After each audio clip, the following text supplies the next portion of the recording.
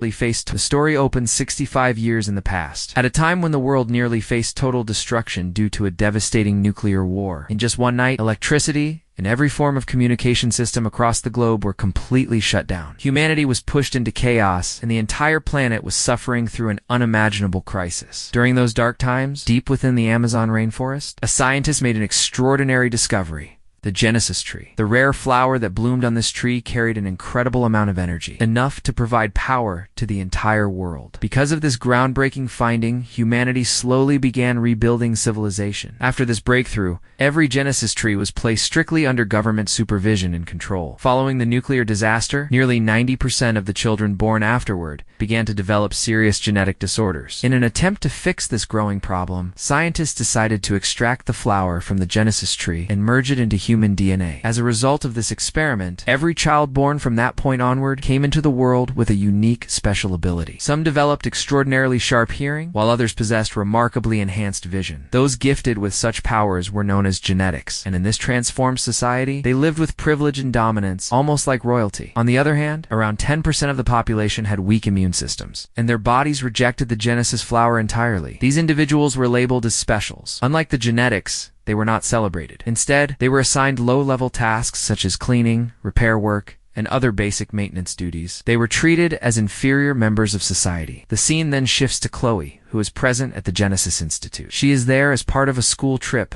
posing as an ordinary student. Meanwhile, her partner Leon, who uses a wheelchair, arrives at the facility disguised as a janitor. The moment everyone's focus shifted elsewhere, Leon secretly used a small device to unlock a restricted door and slipped inside a private section of the building. After glancing at a map, he realized that 2 security guards were stationed close by. To distract them, he released a tiny mouse-shaped mechanical toy in their direction. The guards noticed it and followed the moving object. When they finally grabbed it, sleeping gas suddenly burst out from the device, causing both of them to collapse unconscious on the spot. Leon collected the guards' keys and made his way toward the ventilation system. There, he attached a gas canister to the air ducts. Soon, the sleeping gas spread throughout the building's pipes, rendering the scientists inside the facility unconscious. After securing the area, Leon wore a protective mask and attempted to enter the laboratory. However, the security code he entered was incorrect. Realizing the mistake, he contacted Chloe and requested that she obtain the correct access code. Back in the main hall, Chloe overheard a group of boys mocking the specials, claiming that they deserved to be eliminated. Chloe immediately confronted them, leading to a heated argument. Other students began encouraging the conflict. Hearing the commotion, a security guard rushed toward the scene. Chloe acted vulnerable and asked the guard for assistance, and in that brief moment,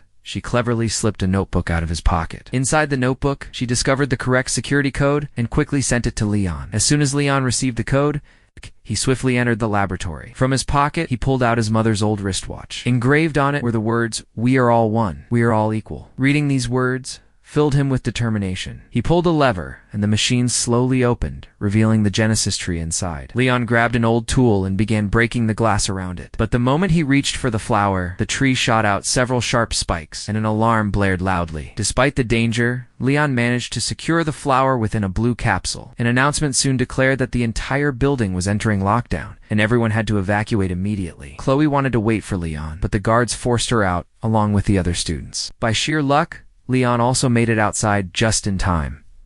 Once outside, Leon purposely bumped into Chloe, causing her teddy bear to fall. As he handed it back, he secretly hid the capsule inside the plush toy. When the guards searched Leon's pockets, they only found a watch. They mocked the words engraved on it and called Leon a freak. One of the guards carefully checked all the students, but never imagined that the flower could be concealed inside a teddy bear. After some time, Chloe and Leon stood on a busy street watching the news on a giant outdoor screen. Senator Frank addressed the public, claiming why limit it to before birth? The flower can be used even after someone is born. Shortly after, the famous singer Mira appeared, announcing a free tour in the district where people without powers lived, promoting unity among everyone. After changing his appearance to avoid detection, Leon explained to Chloe that politicians and celebrities were only interested in creating drama. They did not genuinely care about people like them. Moments earlier, they had seen a poor man being forced out of a food store on the street. At that moment, they noticed a janitor wiping graffiti off a window. The words read, death to the genetics, showing that not everyone accepted the genetics dominance. Meanwhile, Mira's manager warned her that the situation was becoming dangerous. The special district home to the 10% of people whose bodies rejected the flower was already unstable. A massive crowd was expected, and he urged her to cancel the autograph session. Mira, however, refused. She believed that true unity could not come from hiding. She needed to confront the people directly and show that she was one of them. As Chloe and Leon returned home, guards at the entrance of the special district checked their identification. Later, while Leon went shopping, Chloe watched Senator Frank's TV interview. He claimed to have developed a medicine that would allow the 10% who had never gained powers to finally experience them, making them like everyone else. Chloe felt a surge of hope hearing this, but Leon quickly cautioned her that it was all a lie. The two returned to their small workshop, modest space they called home. Chloe spent her time growing plants, while Leon worked on various mechanical devices from flowers. Leon extracted energy-rich components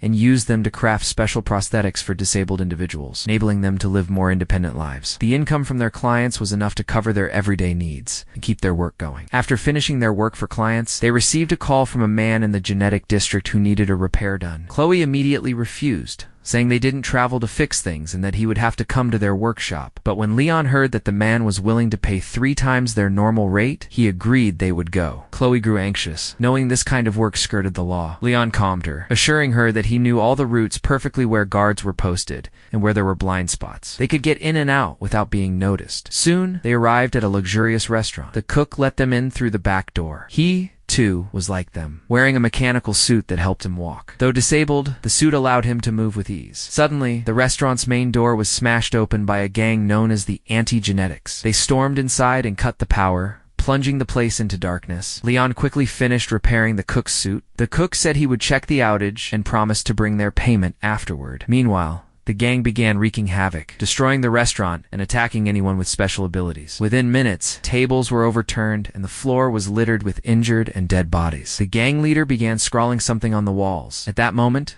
the cook returned to the kitchen. Blood covered his body, and with his final breaths, he warned Chloe and Leon about the chaos outside before collapsing and dying. Chloe and Leon tried to flee, but the back door was locked. They had to think quickly. Leon instructed Chloe to help him put on the cook's mechanical suit. A few minutes later, 2 gang members entered the kitchen. They saw only the cook's lifeless body, unaware that Chloe and Leon were hiding. The men spoke while marking messages on the wall, mentioning a small show tomorrow and a larger operation the next day. One thug tried to offer suggestions, but the boss brandished a knife, threatening him and insisting that nothing about the plan would change. During the commotion, one of the men dropped a piece of paper, which Chloe quietly retrieved. When police sirens approached, the gang fled. Suddenly, Leon's suit malfunctioned, seizing control and forcing him to stand, then flinging him onto the counter. The 2 gang members returned, and Leon fought them off using kitchen utensils and boiling water. During the scuffle, the boss's mask slipped, revealing his face. The thugs pinned Leon, and Chloe leapt in to help. Leon threw flour in their faces and realized they had to escape immediately. With Chloe beside him, Leon ran toward the exit. Using the mechanical suit's strength, he smashed the door open, and they fled into the night. Outside, Leon struggled to walk in the damaged suit. Chloe supported him, guiding him down a nearby alley. Police cars sped past, but never noticed them. Chloe saw that one of the suit's legs was partially broken and helped him all the way home. The next day, news reporters covered the attack in detail. One of the security camera images broadcasted on TV showed Chloe and Leon as well. Catching them on camera amidst the chaos, the media soon began spreading rumors, suggesting that Chloe and Leon might also be connected to the gang. All their personal information was compiled and sent to the authorities. Captain Hedges of the Special Forces publicly stated that the Special District, the area where people without powers lived, had become a crime hotspot. He announced plans for an imminent raid. Fear gripped Leon and Chloe when they recognized him. It was the same gang leader whose face they had seen during yesterday's fight. Chloe opened the piece of paper she had recovered and realized it was a flyer for Mira's concert, complete with a small hand-drawn map. They immediately understood the gang's plan. The attack would happen at the concert, and innocent people like them would be blamed. Terrified, Leon began packing their belongings, intending to flee the city. Chloe, however, refused. They couldn't let the innocents suffer. Only the 2 of them knew where the danger would strike, and countless lives could be lost if they did nothing. Could they simply stand by? Leon replied bitterly, asking what a man with a paralyzed lower body and a 12-year-old girl could possibly do. Chloe broke down, tears streaming down her face. She called him a coward and ran out. Leon wanted to stop her, but was powerless to move fast enough, Flashback revealed a young Leon sneaking into his father's office to check a file. There, he discovered that he was a special. When his father learned this, he grabbed Leon harshly. Remembering that moment, Leon glanced at his mother's watch and resolved that he had to act. Hours later, Chloe returned and saw Leon working on the suit. She helped him put it on. Leon tested his limbs and declared he would confront Hedges and force him to confess his crimes. Using scrap materials, he fashioned weapons for himself and demonstrated his strength by bending iron bars. Chloe noticed special wires within the suit and hurried to prepare a chemical that could activate the attached weapons. Meanwhile, Dero was performing in the special district. The crowd had grown chaotic, pushing against fences as security struggled to maintain control. As the concert ended and Mira approached her bus, guards were suddenly overpowered, knocked aside by the rebels. Trucks arrived carrying more attackers, who began scrawling messages on the walls. Hedges threatened Mira, demanding that she come quietly or face dire consequences. At that moment, Leon appeared, fully equipped with his suit and a mask. He leaped down from a balcony and launched a direct attack. Unexpectedly,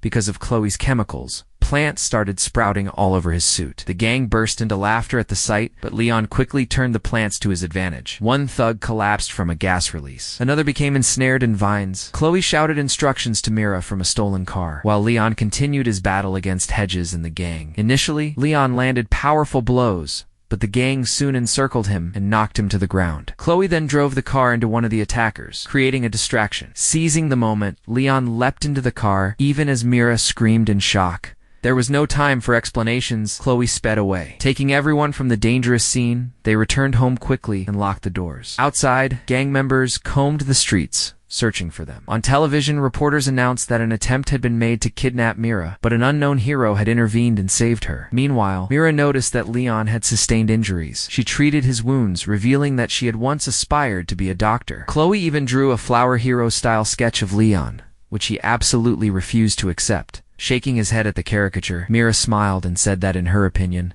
the sketch actually looked good. Then Leon revealed the full truth about Hedges and his crimes. Hearing this, Mira insisted she needed to return home immediately. The following day, she had a scheduled event with Frank at the family center. Leon suspected that the anti-genetics gang's next target would be Frank after attacking Mira today. It made sense that they would strike at him tomorrow. The gang was strongly opposed to post-birth enhancements or genetic modification. Believing that a person should remain exactly as they were born, Mira wanted to alert the police, but Leon refused. Hedges was himself a police commander, meaning any warning could put them in immediate danger. Instead, they devised a careful plan. The next day, Mira and Leon visited the family planning center, posing as a newly married couple interested in having children. Because Mira was famous, she explained to the doctor that she had not made an appointment and had kept her husband private to protect her family from the media. Using his usual cleverness, Leon persuaded the doctor to give them a guided tour of the facility. During the visit, Leon secretly stole a key. To distract the staff, he announced that Mira would give a performance for them, gathering all employees into one room. At that moment, the anti-genetics gang stormed the lobby. Leon confronted them immediately. The thugs charged at him, but Leon deployed gas bombs that were strong enough to melt their masks. At first, he fought with incredible skill, taking down multiple attackers. However, there were simply too many. They overwhelmed him, knocking him to the ground and beating him mercilessly. Hedges personally removed Leon's mask and repeatedly struck him in the face. Suddenly, Frank's security team arrived, forcing the gang to retreat. Mira revealed that she had called Frank herself, realizing there would be too many attackers for Leon to handle alone. Leon asked why the guards hadn't pursued the fleeing gang members. Frank replied that Leon himself was more important than catching the criminals. It was then revealed that Frank was actually Leon's father. Chloe, upon hearing this, was completely stunned. She realized that Leon had lied to her all these years, claiming that his father was dead.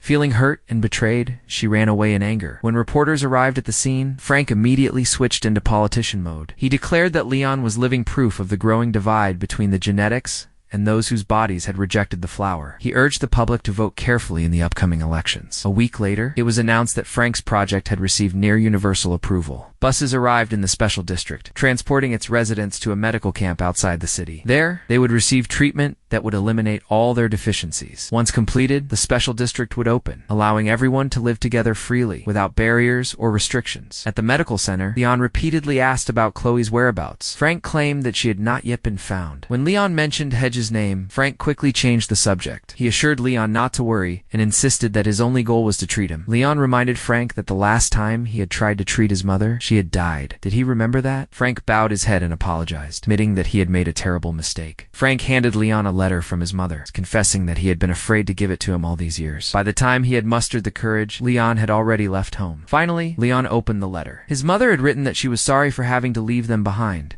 She expressed her hope that Leon would grow into a good man. But she also warned that the anger in his heart could consume him and fill him with bitterness. She urged him to learn forgiveness, reminding him that no one stays with you forever. Reading her words, Leon broke down in tears, overcome with memories of his mother. Mira approached and guided him outside for fresh air. While walking, Leon saw Chloe and apologized to her. Chloe, as always, could never stay mad at him for long. Leon then shared his suspicion that Frank himself had orchestrated all the recent attacks to ensure his project would be approved. But before making any accusations, they needed concrete proof. Chloe quickly came up with a plan and borrowed a camera from a man with a prosthetic eye. Meanwhile, inside the lab, doctors announced the next patient. Chloe crawled into the ventilation system with the camera, discreetly recording everything. Hedges and Frank were speaking together, and their conversation revealed that they had planned the attacks jointly. As some patients were being sedated, Frank outlined his plan. He intended to extract a specific gene from their brains and inject it into people who already had special powers. He called this the next stage of human evolution, claiming it would make them superior and perpetually young, regardless of age. Frank showed no concern for the specials or disabled individuals. To him, they were merely sources for the genes he needed. A little later, Chloe played the recording for everyone gathered in the tent. Mira, moved to tears, apologized to the specials, admitting she had been unaware of any of this. Leon echoed his mother's words, "We are all equal. There is nothing lacking inside us. We are human too."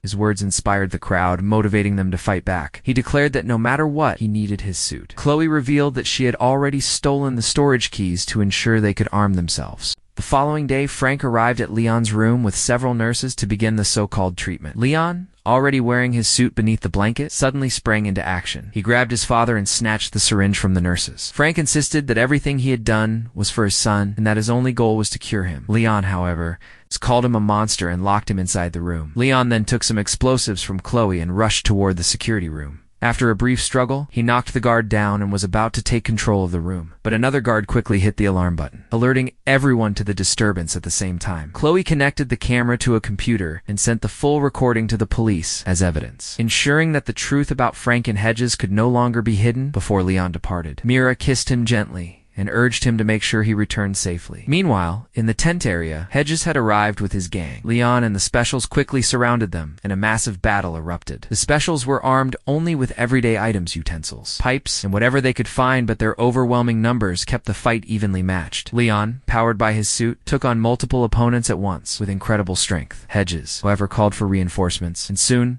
a group of heavily armed men joined the fray. Several specials fell in the fight, though they fought valiantly. Meanwhile, Leon found himself facing Hedges alone. After a prolonged struggle, Hedges managed to knock Leon to the ground, forcing him to attempt a retreat. In the security room, one man grabbed Mira by the throat. At that critical moment, a special rushed in and quickly subdued the attacker. The computer finished uploading the footage, and Chloe immediately contacted the police. Back in the lab, Leon crawled desperately to save himself, but Hedges struck from behind, and the two clashed among tables and control panels. Leon grabbed the machine containing the Genesis tree and hurled an object at it, creating cracks in the protective glass. Enraged, Hedges seized Leon, beat him, and threw him onto the machinery. The glass chamber shattered completely. Just as Hedges was about to deliver a fatal blow, Leon plucked a flower from the Genesis tree. He knew that breaking it would trigger spikes to shoot out from the tree. The spike struck Hedges' face, and he collapsed, defeated. Soon afterward, the police arrived and arrested all of Frank's men, collecting multiple pieces of evidence. Chloe and Mira ran to Leon's side, and this time, Leon stepped forward and kissed Mira. A week later, every news channel exposed Frank's horrifying plan. Reports circulated that a masked hero had saved everyone. Rumors suggested it was Frank's own son, though the police denied the claim. Frank himself had managed to escape. The government officially ended its policy of segregating people. Now, everyone was free to go wherever they wanted, without restriction. During the chaos, Mira's throat had been injured, leaving her unable to sing, yet she was happy living peacefully with Leon. However, Frank remained at large. In the final scene, he was seen watching his son from a distance, plotting his next move. If you enjoyed the video, don't forget to like and subscribe to the channel.